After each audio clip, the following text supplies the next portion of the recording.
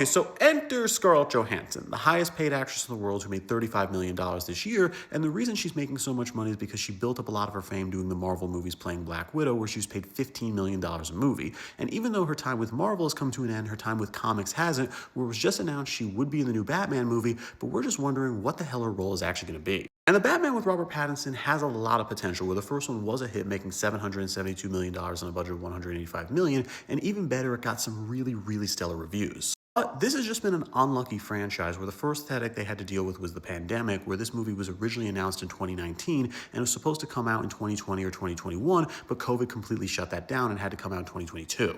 After that, there was the whole collapse of the DCEU, where 6 movies in a row lost $750 million for them. They completely scrapped their plans to have Michael Keaton be the Batman in that universe, with Batgirl leading the project after they canceled that movie. That caused a whole reshuffle in leadership, where James Gunn took over and announced his own Justice League, and it wasn't really clear if Robert Pattinson's Batman, which is in a separate universe, would continue. Hey, after a lot of headaches, they did announce there will be another Batman movie coming out in hopefully 2027, with Matt Reeves and Robert Pattinson confirmed to be coming on. Still, a lot of things are in limbo. Zoe Kravitz said even though she plans on coming back as Catwoman, she's not planning on coming back for that particular movie. Barry Keoghan, who's that universe's Joker, said he's not likely to have a very big role because he's busy filming the Beatles movie. Now, what has been announced is for the Batman Part 2, Scarlett Johansson is going to have a significant role in it. Even though she's not exactly confirmed to be a villain, it's almost 100% likely she will be, and it really only leaves one clear villain that she'd actually end up being.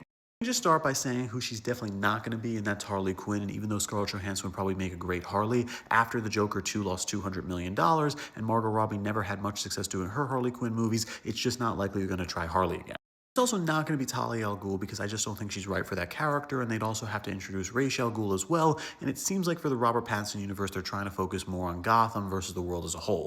There's also just Peyton Riley, who was the fiance of Hush, Thomas Elliot, that was hinted at in the first Batman movie, and then also at the same time this character becomes the ventriloquist in the comics, but I just think she's too obscure of a character to gamble Scarlett Johansson's name on. So yeah, I'd be putting like a 90% chance Scarlett Johansson would end up playing a more realistic version of Poison Ivy, who's previously played by Uma Thurman in the failed Batman and Robin movie, and there is a lot of love for this character, but she's never really gotten her big screen debut in a good way. It actually really tracks with Robert Pattinson and Matt Reeves are doing, where for the first Batman movie they did the Riddler, which was previously played by Jim Carrey in an ultra campy role.